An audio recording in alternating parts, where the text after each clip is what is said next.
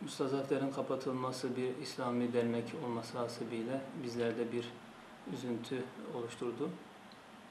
Bizler İslami derneklerin kapatılmasını asla istemeyiz.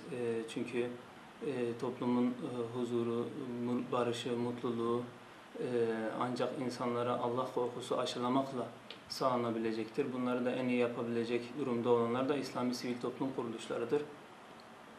Bu bağlamda bu gibi derneklerin kapatılması sadece bir tabela değişikliğinden ibaret olacağı için herhangi bir anlam ifade etmeyecektir. Bu bağlamda da sabırlı olmak, belirlenen anayasanın belirlenen dernekler tüzüğündeki yapılan çalışmalar doğrultusunda tekrardan başka bir dernek adı altında da yine çalışmalar yürütülebilir.